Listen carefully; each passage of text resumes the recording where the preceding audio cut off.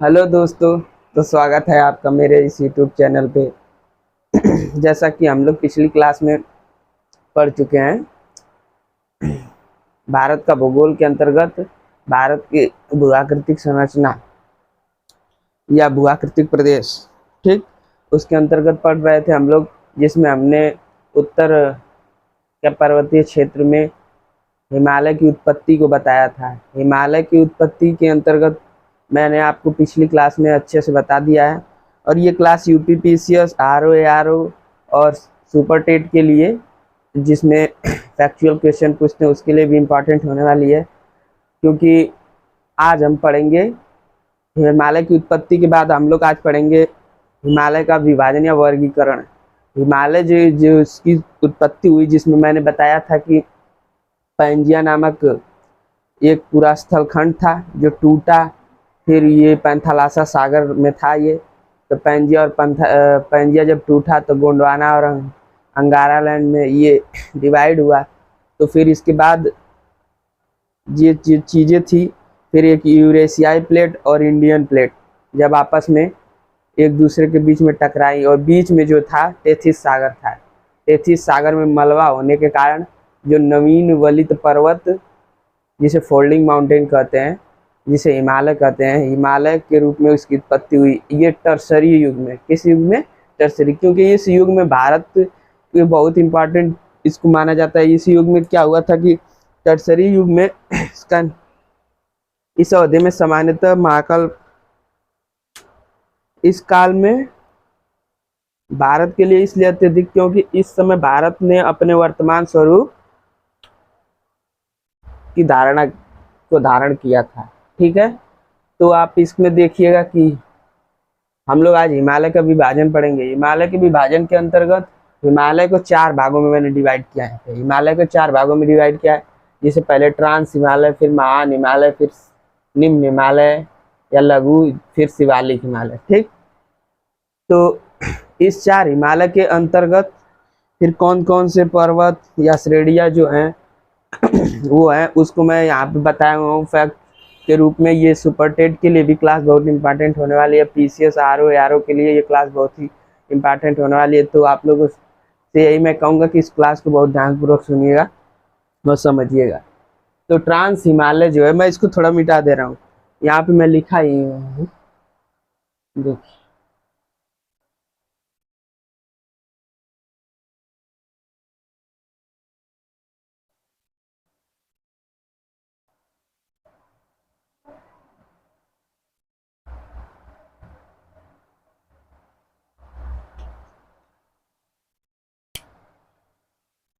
पहला तो हम लोग इसे ट्रांस हिमालय,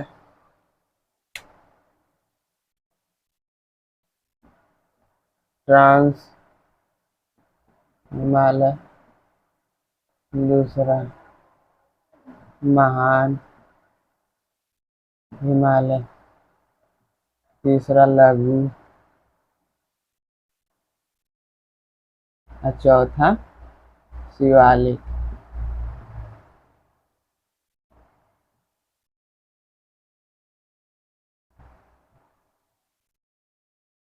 अब इसको मैंने एक एक करके यहाँ पे डिवाइड करके इसको बांटा हुआ है। तो ट्रांस हिमालय के अंतर्गत लद्दाख, काराकोरम, लद्दाख, जास्कर, ये श्रेणियां आती है। ठीक है, और एक कैलाश श्रेणी है जो यहाँ पे करके है, कैलाश, ये भी ट्रांस हिमालय के अंतर्गत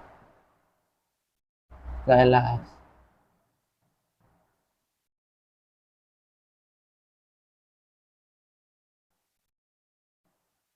ठीक, इसके बाद आप देख लीजिए, लद्दाख है, जास्कर है, काराकोरम है, और इसकी जो हाइट है 6000 एवरेज है, 6000 मीटर, ट्रांस हिमालय के अंतर्गत, जिसे हम परा हिमालय भी कहते हैं। ठीक है, परा हिमालय।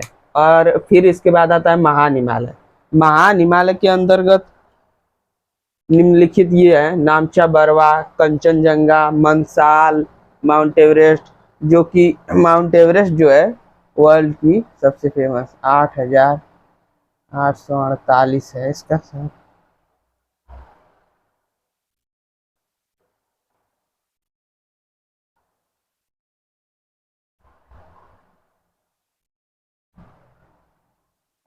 ठीक, ऐसे सबकी हाइट है। आप मैप, इसीलिए मैं कहता हूँ कि क्लास में आप ज्योग्राफी क्लास में जब भी रहें तो उसमें मैप लेके आए। इंडियन ज्योग्राफी में आप वहाँ पे देखेंगे कि एटलस में ऊपर ये सारी हाइट भी दिखाई गई है वहाँ पे।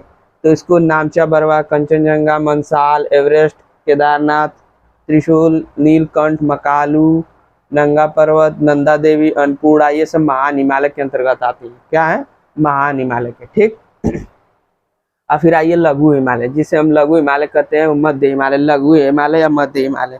ठीक, लघु हिमालय या मध्य हिमालय भी कहा जाता है इसे, जो 3700 से लेके 4500 मीटर। ठीक, पीर पंजाल, धौलाधर, महाभारत श्रेणी, मसूरी, दार्जिलिंग, नागटिब्बा। ठीक, ये सब, ये जो श्रेणी आती है, ये देखिए महान हिमालय है, ये आ गया लघु हिमालय के अंतर्गत ये वाला, और फिर ये आ गया शिवालिक हिमालय, जिसे हम बाह्य हिमालय भी कहते हैं। तो ये 600 से लेकर 1500 मीटर तक है इसकी एवरेज।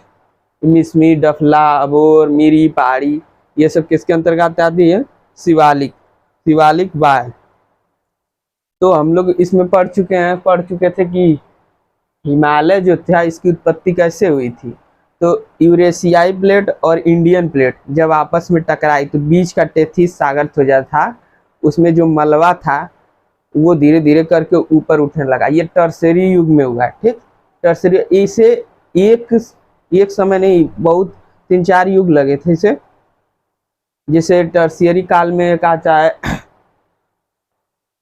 और नवीन बलित पर्वतीय के पूरा अभी तक उसका अभी भी हिमालय की हाइट जो बताई जाती है वो थोड़ी थोड़ी दिन पे दिन उसकी बढ़ती जाती है। और ये प्लेटें जो होती हैं ये अभी भी खिसक रही हैं, एक दूसरे की तरफ आ रही हैं। तो शिवालिक हिमालय के अंतर्गत हम लोग ये पढ़े। अब ये जो उत्तर पर्वतीय क्षेत्र था, इसके अंतर्गत मैंने हिमालय को बताया, हिमालय का विभाजन किया, और हिमालय के बाद हम पढ़ेंगे इसके जो दर्रे हैं, भारत के जो इधर के दर्रे हैं, उसको मैं अगली क्लास में बताऊंगा।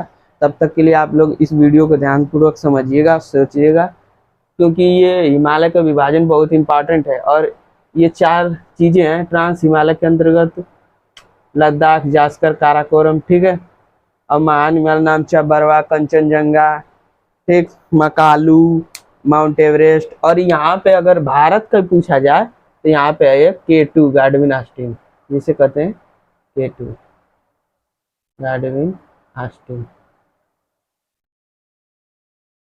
ठीक, भारत की सबसे ऊंची चोटी तो K2। ठीक, और वर्ल्ड में आ जाएंगे तो आप हिमालय में तो एवरेस्ट है 8848 मीटर। ठीक है, लघु हिमालय के दिन पीर पंजाल, धौलाधर, महाभारत श्रेणी, मसूरी, दार्जिलिंग। ठीक, और मिसमी पहाड़ी, शिवालिक में आएगा आपका मिसमी, डफला, अबोर, मीरी। ठीक, अब भारत की प्रमुख ये जो दर्रे हैं उसको मैं बताऊंगा और आराम से आप लोग समझिएगा। हिमालय के उत्थान में 4 या 5 काल का योग माना जाता है, क्योंकि हिमालय का उत्थान एक काल में नहीं हुआ है, 4 या 5 काल में इसका योग माना जाता है, लेकिन ये टर्शियरी युग के अंतर्गत। ठीक है, चलिए, तो आप इसको बढ़िया से देखिएगा, समझिएगा, और इस चीज़ों को आराम से पूरा मैप के सहायता से आप लोग समझ लीजिएगा। अगर कोई समस्या आती है तो कमेंट बॉक्स में कमेंट करके बताइएगा। लेकिन ये फैक्चुअल चीज़ें हैं, इसको रट लीजिएगा कि ये कौन कहाँ पाया जाता है, किसके अंतर्गत कौन श्रेणी आती है। ठीक है, और इसके बाद हम लोग पढ़ेंगे भारत के दर्रे। फिर दर्रों के बाद मैं प्रायद्वीपीय भारत में पढ़ाऊँगा। प्रायद्वीपीय भारत में आपको ये बताऊँगा कि मैदानी यहाँ पे पठार कहाँ पे है, प्रायद्वीपीय भारत में पर्वत की स्थिति क्या है। ठीक है, और इसके बाद फिर तटवर्ती मैदान करके बताऊंगा। फिर तटवर्ती मैदान के बाद ऐसे करके मैं इस क्लास को बहुत ही इंटरेस्टिंग करके पढ़ाने वाला हूँ, और धीरे धीरे आप समझिएगा। और इस क्लास को ज़्यादा से ज़्यादा बच्चों के पास आप शेयर करिए और उनको कहिए कि स्टडी विद विकास सर की क्लास में आपको बहुत ही आसान भाषा में हिमालय या भारत का भूगोल को बताया गया है, जिससे कि आगे बच्चों को बहुत ही मदद मिलेगी। धन्यवाद।